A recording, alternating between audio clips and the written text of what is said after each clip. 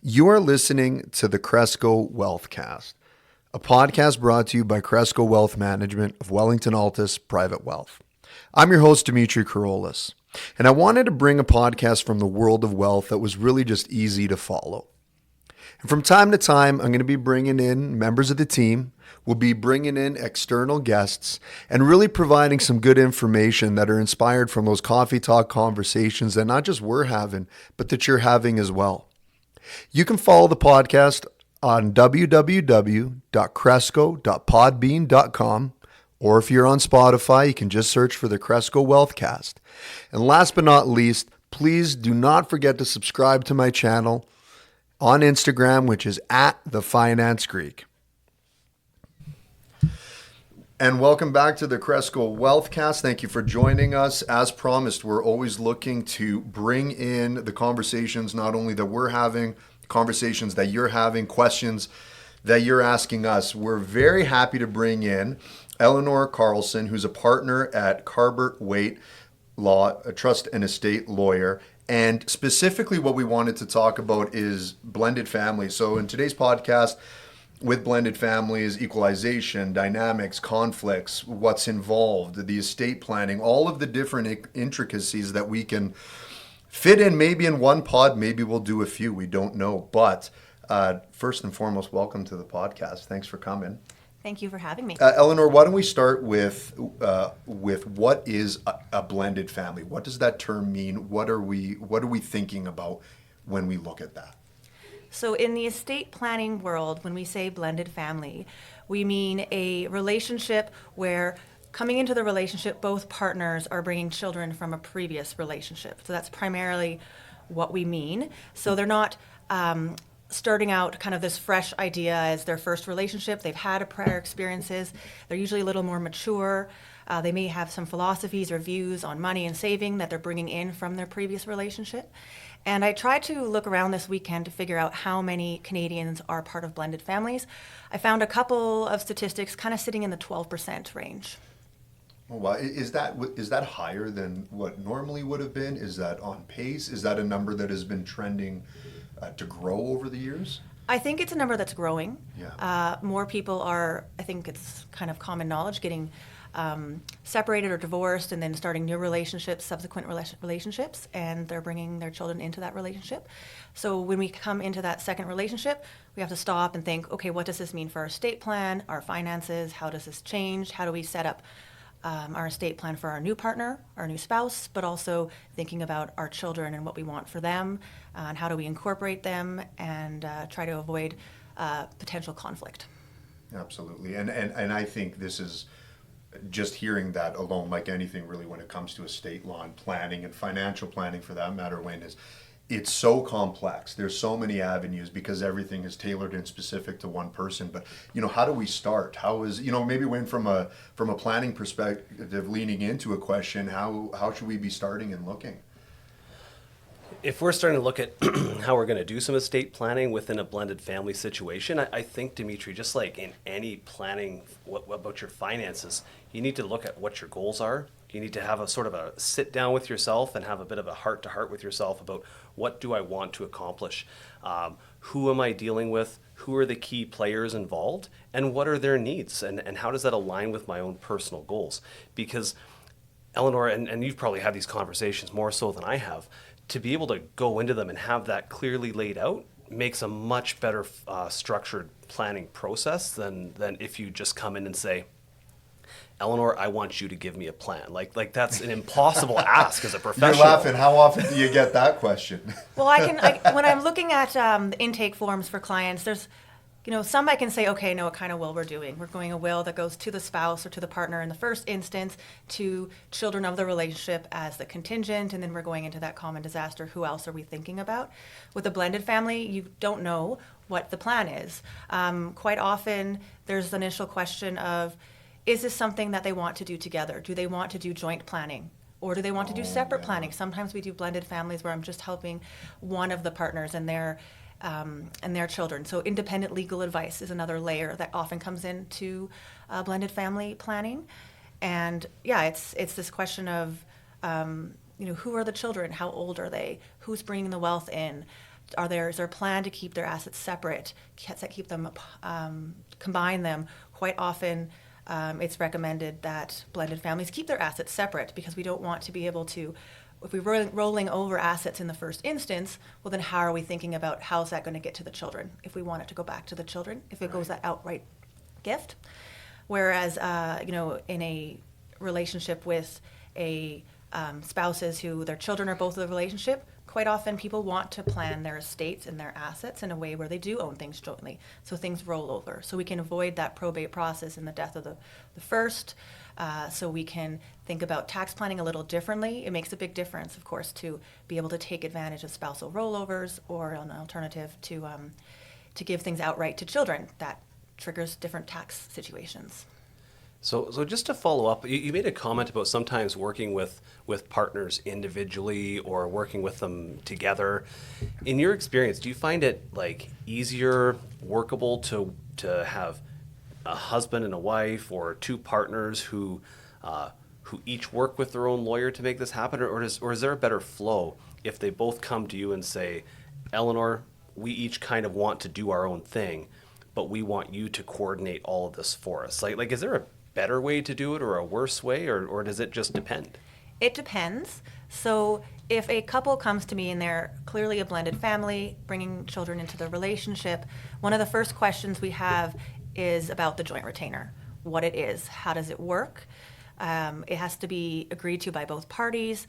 There are no secrets between the parties, and this is how it is in any joint retainer with a couple who are retaining me together to make documents. But in the case of blended families, sometimes there is a more nuanced discussion of, well, what are my assets and how do I want them to flow? And there can be disagreement, right, around specific sentimental assets. Sometimes it's not really a value thing. It's a well, I want this certain item from my house. How do we deal with personal belongings? Who's going to live in the house if one were to pass away? Just discussions that we don't have in kind of the more that first relationship type of estate planning. So it's fine. I'll get a sense in the beginning whether this is going to work.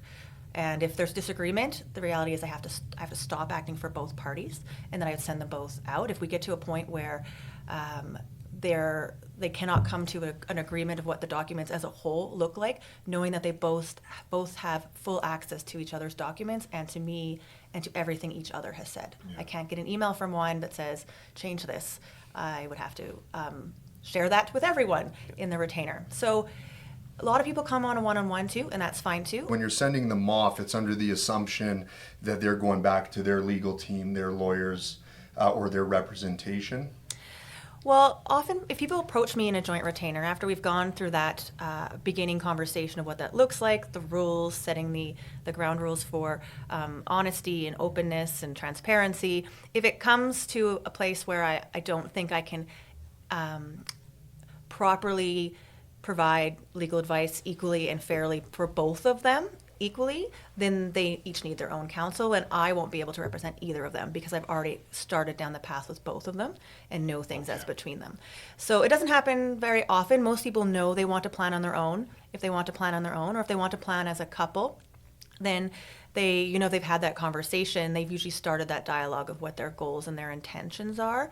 It is harder, of course, when one has a significant amount of assets that they're bringing into the relationship. It does make it more challenging because it's the flow conversation of where's money going, how much does the spouse need, maintenance. So sometimes at the end, if we're doing certain types of wills, mutual wills, we do send both out for ILA or independent legal advice because they both need to have that honest, frank conversation with a lawyer without their partner there and saying, do you really want to do this? So sometimes I'm doing the ILA for other estate counsel who've asked me to review the documents with theirs, and it's just making sure that people fully understand and are informed what kind of obligations that they are entering into when signing on the dotted line. So when someone comes in and they want to draft, their documents for their new relationship, do you find like it's easier if they've had the whole prenup conversation, if they have a cohabitation agreement? I know you referenced those documents, before, but and if so, what are some of the common things you'll see dealt with inside those documents that will have an impact on someone's estate planning? So if A couple comes in and they have had a conversation with a family law lawyer or their own, maybe they had each had their own family law lawyer, or maybe they worked together to create a document. It at least tells me that they've dug into what they have and what they're bringing in. So that makes that conversation easier. It makes it easier, I'd expect, for them to fill out all the paperwork that I need. I need to have an understanding of what people's assets are, what kind of assets are. Are we talking about tax implications? Are we talking about beneficiary designations? And that's particularly important in family planning or planning with blended families, because we can, as I said earlier, we're not necessarily just going to each other and to the children. Sometimes we're saying, okay, does a spousal trust make sense? Does dividing the assets as between spouse and children make sense? And if that's the case, then we want to know, where things are going and what options they have. Of course, if you have different assets, you have different opportunity to move things as between spouse and other assets. So having had a conversation as a cohab with a cohab where they've gone into that, certainly helpful. The other things I'm looking for is just a sense if there's any obligations to prior relationships. Sometimes those are dealt with in a cohab. Sometimes insurance is used to secure support payments. Sometimes that needs to be reflected in a will. Sometimes we're estate planning for a blended family that's still they're not finished the division of their matrimonial property or the division of their family property from the prior relationship, but they're trying to be proactive. That can be really challenging because we don't really know what they have, right? What could potentially go to their first spouse, they might think their own. Is the house still going to be divided? So it gives me kind of a nice snapshot in time, and depending on where they're at, we might be putting some language in the will about it, but we're certainly talking about it.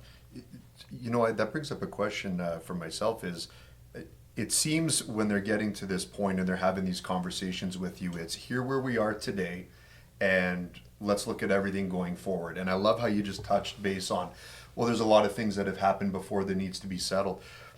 If I can put you on the spot, what are some things that you see typically get missed? And if you were to, slap our hands and say, listen, I've seen this one too many times, or a few of these scenarios that should be made aware before we have these conversations. Because I like that. I think, mentioned the insurance contracts, you mentioned all these other items, matrimonial homes, but all of that is in the past, and we think, okay, well, let's just go forward. Wayne, you've seen it in financial plans and on our side as well. So yeah, just picking your brain apart from that standpoint.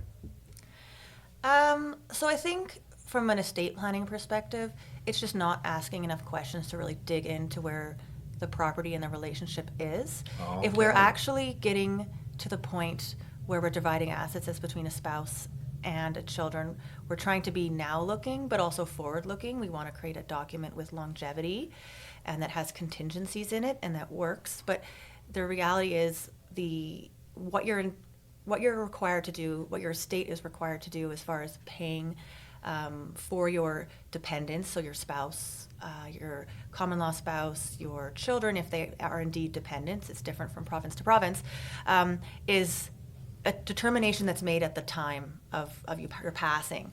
So we're really crystal ball gazing to say, well, how much do they need to maintain their lifestyle for the rest of their life, if that's the question we're asking. So we can say, what does that look like going forward? But maybe they haven't had a conversation looking backwards of like what their lifestyle is going to be. It's particularly challenging if I don't know about some of the power dynamics between a couple. Again, this one client bringing in more assets makes things more challenging.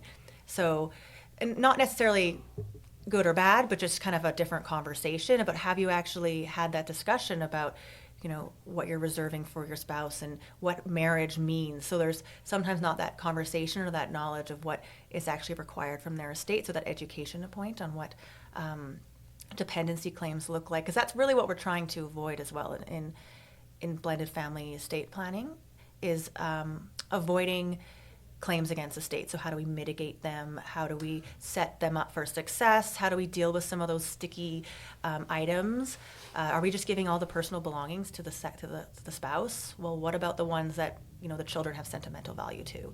So some of those things which you think, well, maybe there's not a financial value, but if we haven't dug into those those special items and dealt with them in a will, that can cause a lot of problems where maybe it's not We're not talking about large sums of money fighting over. We're talking about, the picture that hangs in the cabin and who really wants that. So going really deep into some of those things, it's important. And it's hard to do at the beginning because you don't know what assets people will, how things are going to change over the next year, next 10 years. It's an ongoing estate planning process, which, Wayne, I know you know from the financial side, it's an ongoing process. This isn't a one-time thing, particularly blended families. We want to check in. We want to see if things change. We need to move the dial a bit as to which assets go where if we're looking at that dividing the assets. And the spousal trust part as well. Who are we picking for all the players, right? So can we play on any dynamics? Should we talk about the dynamics? Do the children and the new spouse get along? Who's in charge of the trust? Who's in charge of the remainder? So missing all those detailed conversations about the relationships is a sure way to at least not set them up for success. I mean, if the kids don't get along with new spouse, well, maybe we shouldn't have the children the trusts of the spousal trust, right? And so it's kind of like, who is everyone and how are we friends? I often ask that question, just like, do we like this person? So I get to be very nosy, and it's pretty fun. Mm-hmm. Yeah. Do we all get along Yeah. now and forever? Yeah. No, the do we like so and so question is it. I don't know. It seems like a simple one, but it kind of is a probing one, right? Because you see the pause. You see as someone takes that breath to think of, oh, how am I going to answer this question? Or you see the immediate yes, like the no hold back, like yes we do or no we don't.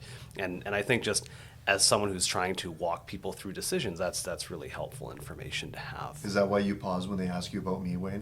Now I'm starting to understand how this works. We have a guest. Be nice. Yes, is how I'm going to answer that, Dimitri, after a long pause. So, so I guess just sort of shifting a little bit, I know when I'm having estate planning conversations with clients, with families, there's a few things we'll often think of as being involved in an estate plan. Those are some of our more traditional documents like our wills, our power of attorney, our personal directives.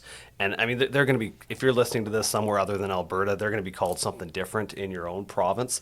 I'll just make Eleanor's little legal disclaimer for her here. Like this is Alberta focus that we're talking about today, but there's corollaries for every province. But we'll talk about trusts. Eleanor's mentioned some of those. We'll talk about insurance, tax planning, succession planning, and even just marriage and relationship documents. So if those are all the pieces of an estate plan for whether it's a blended or a more nuclear family, that's great. But how do we start to look at those documents and say what's different about them? Picking on wills, Eleanor, what are some specific differences you might see in a will for a blended family that you might not see in a non-blended family?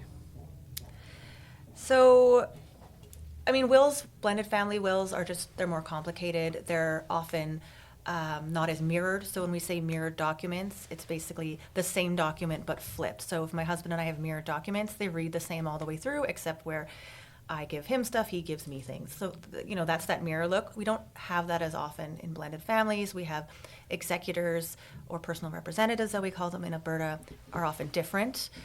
Funeral directions can be different. If we are doing specific designations and trusts, a lot more trust planning. Guardianship clauses are different. Often we have to consider the children potentially still have a parent from the first relationship if they if that relationship ended because of a divorce.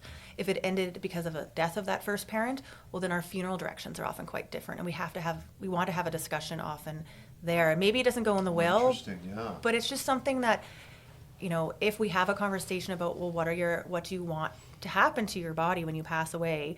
Maybe it's just be with mom, right? But that's maybe the children think that, well, what does new spouse say? So maybe that's not even in a will, but I always like to just point it out in conversations, because then we're at least putting it out there, and I'll encourage clients, if they're comfortable, to have some of those conversations with those loved ones so that it's open and in the air. If they're comfortable, of course, not everyone is. I think people are more comfortable. I think the important thing, you touched on the personal directive and the enduring power of attorney. It's really important to update those. People often forget about them. And your will, if you divorce, of course, the actual legal divorce means that your prior will in Alberta is read as if your spouse has predeceased you. So it just drops down to the next level. So if you had that mirror will in the first place, potentially it's going to your children. Great. Everyone thinks, okay, well, I don't need to update my documents right away. And that might be the case. You may be very happy with your entire estate going to your child rather than your new spouse. Of course, there's potential claims there. But your personal directive and enduring power of attorney. So the personal directive being the health care accommodation, enduring power of attorney being the finance, they are not read that way. So you might be divorced from your spouse, but they're still the one making health care decisions about you if you lose capacity.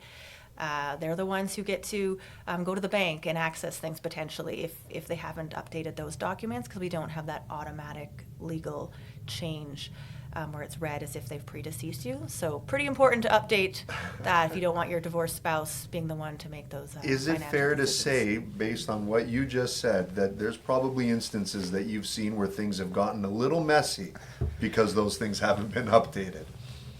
We're not usually around when they're put into place. So these are our incapacity planning documents. So, Yeah.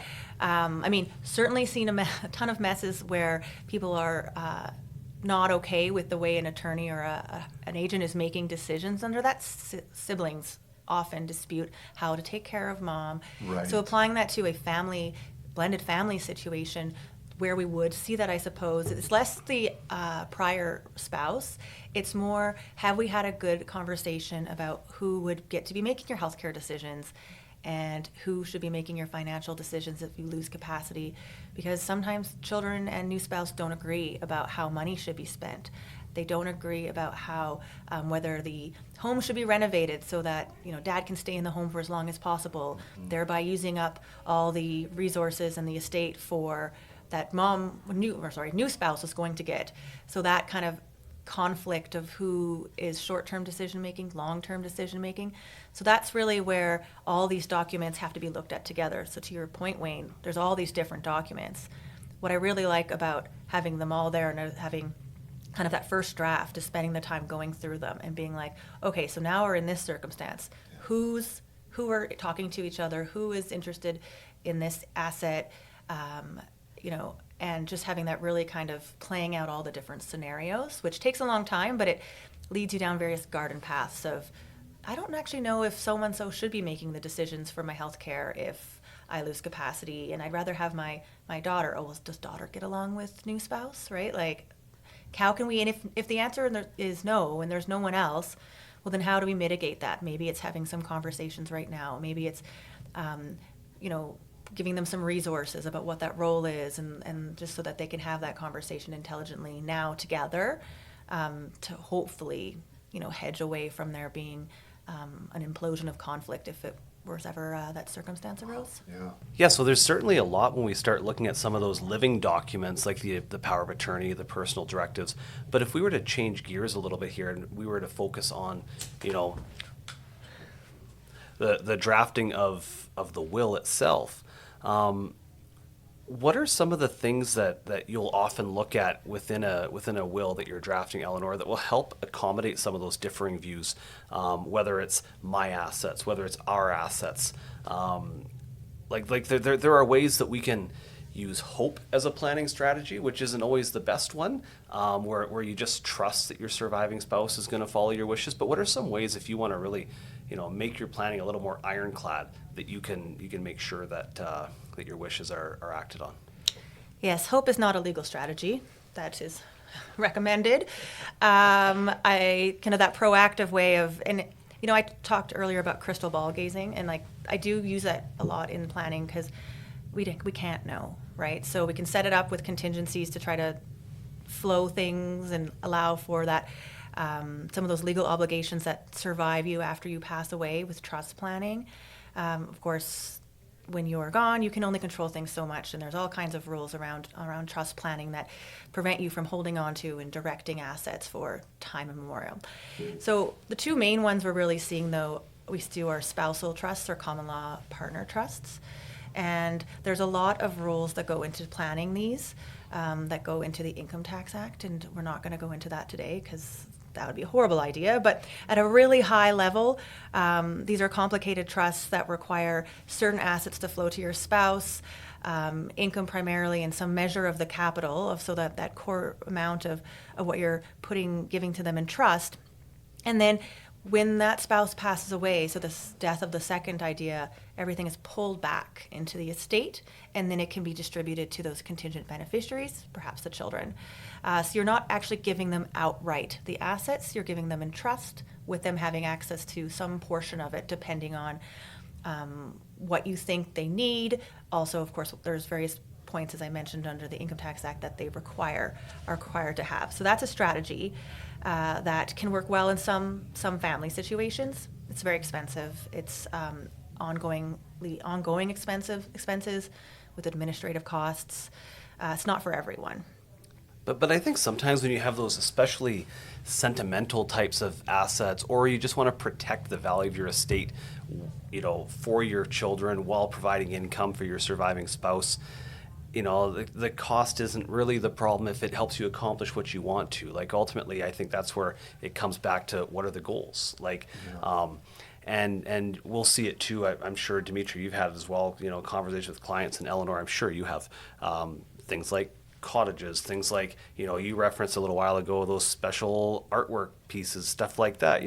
Trusts definitely have a place in the role of a blended family as far as I can see. It just comes down to weighing off what that cost is to the benefit. And if the benefit outweighs it, I wouldn't look back at it. I would just go into it and do it.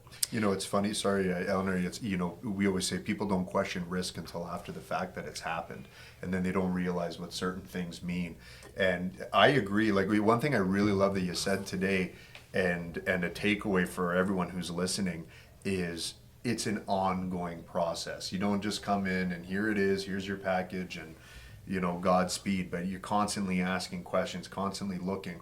Financially and behaviorally, those are just numbers. If I see, a 1 and 6 zeros, well, okay, this is what I want, this is what you want, and we'll find it. But it's the emotional side that we can't put a real number to until we get there. Like, how many times we hear, oh my goodness, they're fighting over the silverware. Well, if you don't have someone like you, Eleanor, who's asking, does the silverware mean something to you?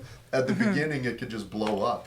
Well, and it's easy to divide a dollar, right? You can divide a dollar 2 ways, 3 ways, 4 ways, that's fine. That Solomon approach way of dealing with money is easy because you don't have that sentimental attachment to it.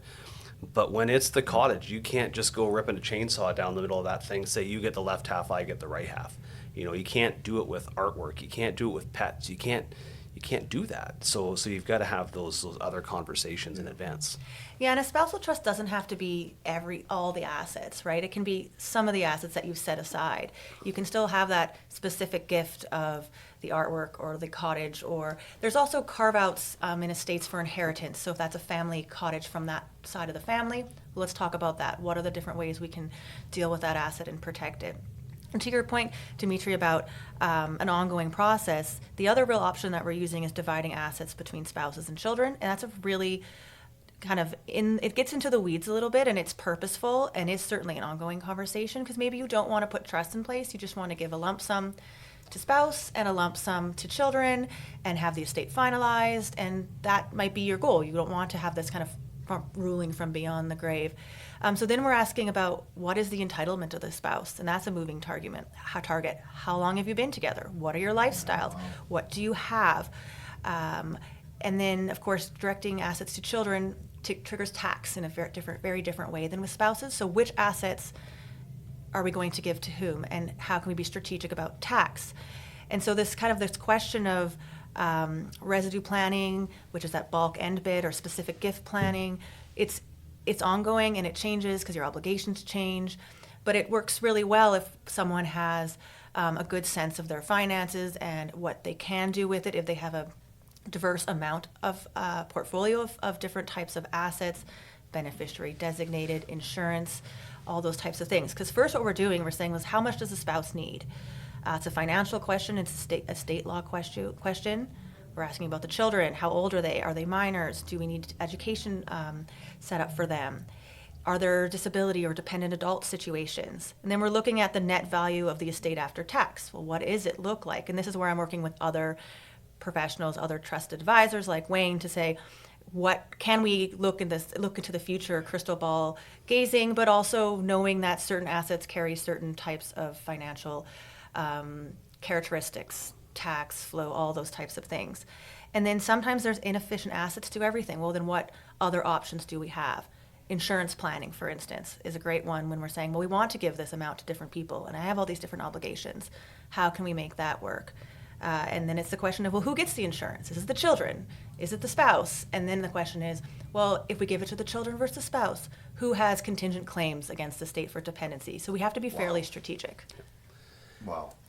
And just tied into that too, beneficiary designations. I think like you're talking about insurance policies. You're talking about like registered accounts, things like that. In blended families, I think that's so important. I've seen it in family situations where someone says, yeah, I want, to give specific dollar amounts from my estate to my children from my previous relationship.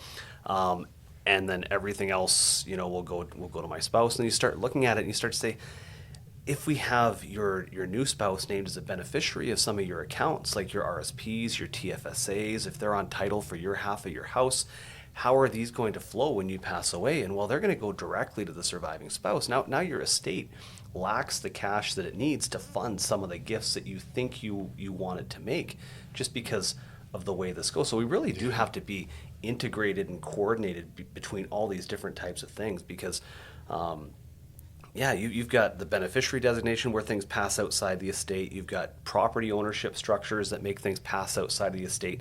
And then we take a look at the will and we think that's the one spot that we're putting all of our instructions. But what if our estate doesn't have the assets we think we're dealing with? So yeah, I mean, Eleanor, to your point, I think doing that planning in advance is super important. And then maybe there are things like insurance or other tools you can use that can create liquidity where there was none before to fund some of those gifts. So, and this is where looking at the whole picture is so important. What have they set up already with these flowing outside of the estate accounts, these beneficiary designated accounts, and will they work for their goals? And so often people think, okay, well, I'll just give, to your point, I'll beneficiary designate everything to my children, and then the estate can flow to my spouse. Okay, well, what are the tax consequences of that, the rollovers? But also, what if you designate it to your children equally and one predeceases? Well, then that one child most likely gets that entire designated account, but what if there were grandchildren? What if you wanted their portion to flow, to my child, if my child is predeceased, to my grandchildren in equal shares, flow that we might have in a will? That is not usually an option in a beneficiary designated account. And what if they're minors? Well, then who's taking care of it? Is the public trustee getting involved? We usually want to avoid that, because we want to have more control over the trust and the flow of encroachment in it, taking money out and being able to use it for the benefit of the beneficiary. So and this is the ongoing one that you're talking about too, Wayne, is what if you've designated your RSPs and then now they're RIFs and now I need them and I'm using them, and all of a sudden that amount is going down. And so your percentage of 30% to this beneficiary, 30 to this beneficiary, 40 to another is changing as you age and as your assets change and when you're starting to take some of that money out. So this is the ongoingness. You want to continually be saying, is it still meeting my intentions? And the other thing too, and I don't want to belabor this too much, but we can think that, I've named my spouse as the beneficiary of my RSP or my RIF, and then that money's going to go to her, to him, and with that goes the tax. But that's not also the case. We were working this out, I think, a month ago. Yeah, you have to make... You and that spouse have to both choose to have the tax rollover apply where they will assume that tax liability. So now having those conversations in advance, okay, so I name to my spouse that she or he gets my RSP when I die. So let's say there's $1 million in there. That moves over there. Well, now they also have to say, I'm willing to accept the tax liability that goes along with this. They have to file an election along with my estate trustee. And what if they change their mind and decide later on, I don't want to do that anymore? Well, now the tax bill hits my estate, right? Yeah, so we can do some planning in the wills for that, right? The gifts can be conditional, potentially, on elections of They either get, for instance, the net amount post-tax, or they have to elect for the rollover. So there's things we can do in the will to really try to mitigate some of those things that are left up to the time period where you're not going to be around to do that. And that problem that you've noted there, Wayne, is one that you could see, potentially in a situation where, new spouse and children, adult children, don't get along, and that's a big tax bill. And, if the children are getting the estate, well, that means a lot, right? If you're crunching numbers with that rollover, and that rollover isn't taken advantage of, and it's now coming out of the estate, what does that do for the math and the percentages that you've run to try to create whatever you think is fair or equal or whatever your intentions are? So we can do some of that in the will, and sometimes that means dump everything into the estate because we can control it a little bit better, and come what may with taxes, and allow the personal representative to do some of those complicated election of items with the spouse, but at least knowing what you have. But that's also a big job for an executor. Maybe that's not your child. Maybe we're hiring a professional executor, a trust company, because they are potentially in a better position to do that. Well, then the question is your estate big enough? Does a trust company want that job? Is it financially worthwhile for them? You have to sign those contracts in advance. We need specific language in the will to deal with trust companies. They take fees, but they also do a professional job, and they have many resources available to them. So if you're doing some complex planning, maybe something like that is a strategy for you in the estate planning. And I'm just going to make a shameless plug here for a conversation Dimitri and I had a few months ago with Jenna Jenna Carvalho from Guardian Estate. So if you are interested in learning a little bit more about trust companies and how they help out, just go take a look in our history for that one. Yeah, we did a podcast on that one as well, and it's amazing because this was said at the top of the hour here is this is a concept. And what I'm really getting out of everything, and I hope the listeners the same as well, is there's more than just the one avenue that needs to be addressed. There's so many, but individual, collectively, generationally, what is applicable, what's not applicable. What are we missing? Well, one thing I might ask, just real quick. Let's say. Eleanor, we were kind of joking earlier about how after everybody hears this podcast, there will be no such thing as an intestacy with blended families, because everyone will have heard this and everyone's going to realize how important it is to have a will to deal with things. But what if there's that one or two, those one or two people out there who haven't heard this and they take the ostrich approach with their estate planning and they say, I'm just not going to bother doing a will. I don't want to sit down with a lawyer. I don't want to do this. What are they opening themselves up to, especially in a blended family situation where you might have different family groups that are trying to make, that might need some support or might make a claim against the estate? So if a true intestacy and just is there's no will at all, right? So we're not reverting back to a previous will. We're starting from no will. And what we do then is we look to the legislation. And in Alberta, what that means in a blended family is if you pass away with a spouse and with children who are not the biological children of that spouse, so kind of this blended family first relationship, then what the division is 50% to that spouse and 50% shared equally as between those children. If there's more than 150,000 in the estate, the first 150 goes to spouse. So if we're thinking of estates larger than that, what we have is a situation where, we take all the assets and we see what 50% is, and that goes to the spouse.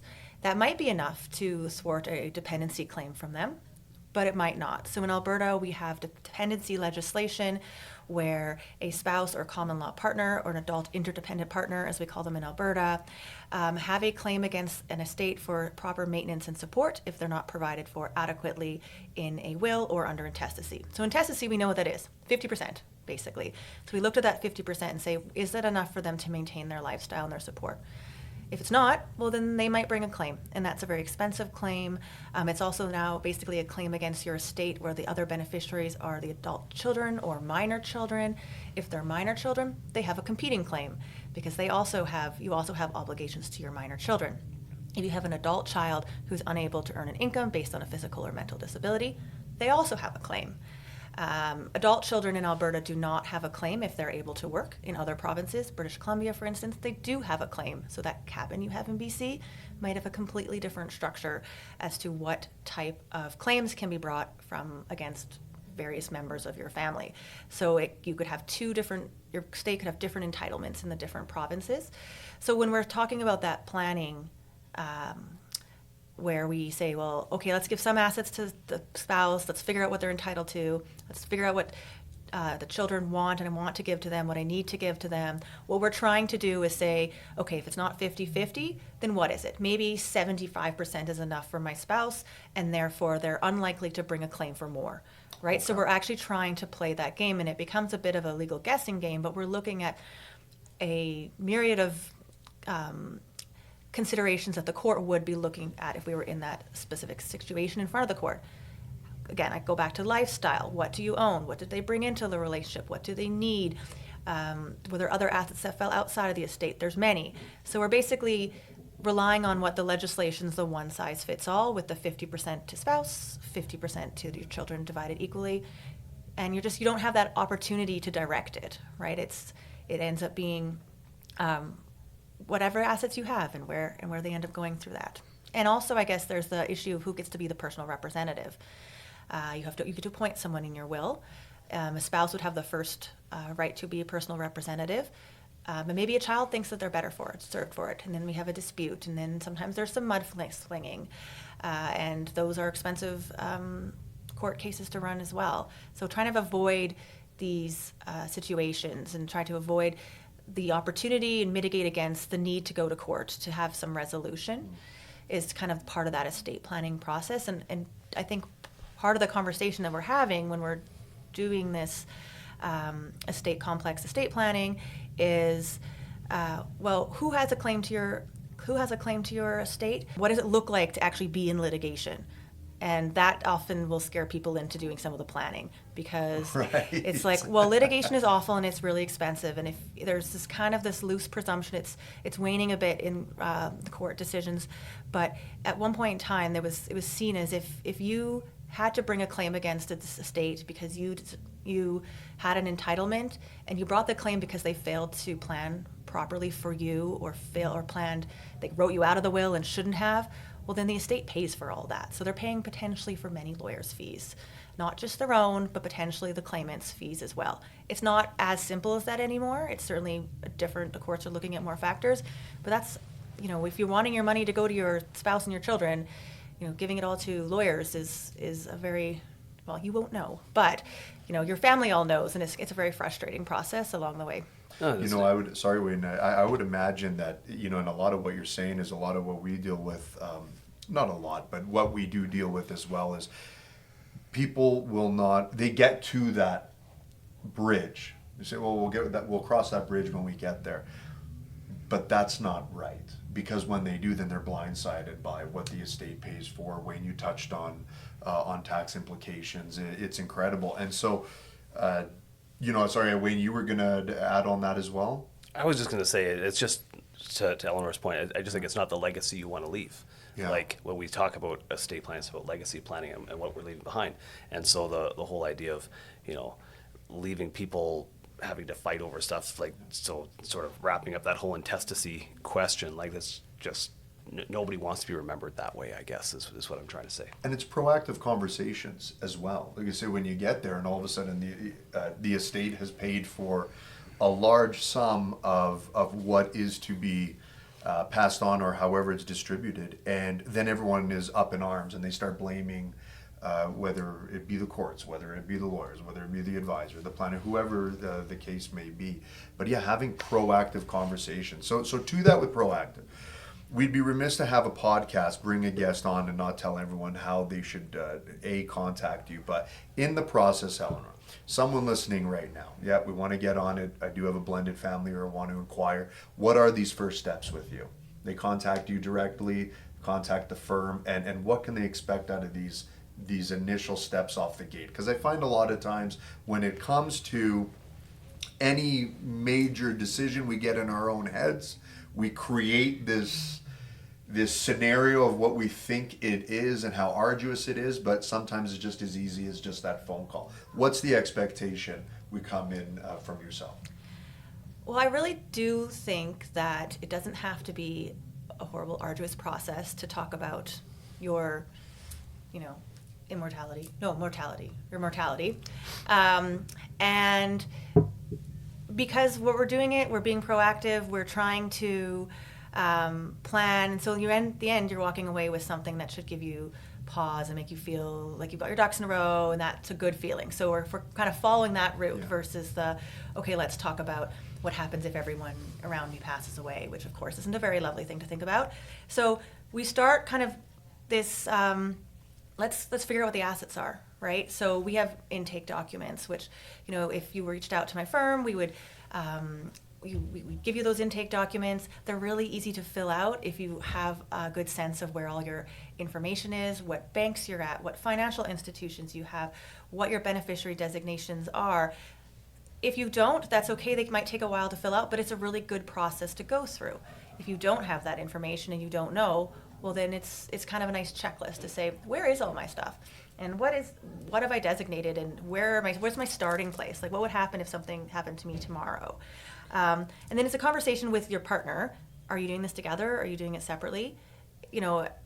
Why not do it together if you are really trying to redo your estate plan together, right? If you're combining assets or not combining assets, well, let's have a conversation of what those different consequences are. And then we're taking instructions. We are doing review meetings, reviewing drafts. We're making them perfect. We're talking about the interplay between all of them. And then eventually we're signing them in person. And then I will always ask the question of, when do you want me to follow up with you? 1 year, 5 years. Do you have someone else who's following up with you? So someone else is also, like Wayne's following up when he's reviewing your finances. Well, maybe I don't need to so often. We don't want to be annoying about this. We want it just to be sensible. And then we also have a reporting package, which will give you kind of a checklist of things that might happen in your life where you may want to think about things. So, the relationship falls apart. Okay, here we are back again. But what if your personal representatives pass away or move out of the country and no longer are Canadian citizens? Well, that's something we want to talk about and change. So kind of giving you tools so that you don't have to be thinking about it, so that when things come, we have those documents to refer to. So it usually takes longer for blended families if we're doing documents that are separate and kind of have to work together, but also have to reflect both intentions of both parties. But the goal is to get it done within a month of us starting it, but it takes longer because sometimes it just takes longer for people to have these conversations. It might take longer also because I might, at the very beginning, realize that you haven't had really important conversations with people, loved ones, and up to you. If you want to, I'd encourage you, you haven't had a conversation about what your healthcare directive should say? Maybe next time you're talking to your children, maybe it makes sense to just say, I'd like to have that conversation about aging in place. Or financial decisions, whether you want to still be able to donate, your children to be able to donate, or your spouse to donate on your behalf. Some of those conversations, because it's when these things come as surprises and you're not there to answer the questions that we see a lot of the conflict. So I do encourage that. It's obviously not required, but I think it can hedge some conflict. One step at a time. That intake form, is it something that we can help provide if we sent a link on it? Is it better if we just put a link on this podcast bio for potential clients or inquiries to go through? Yeah, maybe just to me, because I always like to have that first hello. And perfect. The reality is, in the legal world, we have various steps we have to take to make sure we can represent you. So for instance, if I did a will for you and your spouse, I can't then redo one of your wills. We have to do conflict checks and all those things. So we have to go some of those steps. But what we would do is we just forward you on to our my assistants, who are great, and they will get the ball rolling on that. And if you have those intake documents, a lot of time people do work with their financial advisors and planners to fill them out. I can't thank you enough on behalf of Cresco. This has been great. Like I'm already thinking for the next couple that we're going to do. Honestly, Eleanor, because I think this. Truthfully, this is just a subject that we should probably revisit every so often, because people are going to hear it, they'll inquire, some will take action, some might not take action, and maybe not yet, but I hope they get and understand that there are many, many roots to this tree. It's not so much clear cut and dry. But we will put all the information in the podcast link here. If people want to follow you, do you have social media plugs that you want to put in, or? We have LinkedIn. We'll attach you to the firm. And I also do planning and litigation. So this whole do it now or see me on the other side. I hate saying that, but it's kind of true, because the litigation is where I hope that doing that adds some value to the planning side, where I'm like, I've seen this happen. Please don't name all 7 of your children as executors. I've seen that happen. Yeah. Perfect. Well, Way to go. Thank you again, Eleanor. Like I said, we'll put all the links in the bio here. For those, you can reach out to Wayne or myself as well. We can put everyone in touch. But thank you for your time. Thanks for coming down, and thanks for being part of the Wealthcast. Thank you. My pleasure.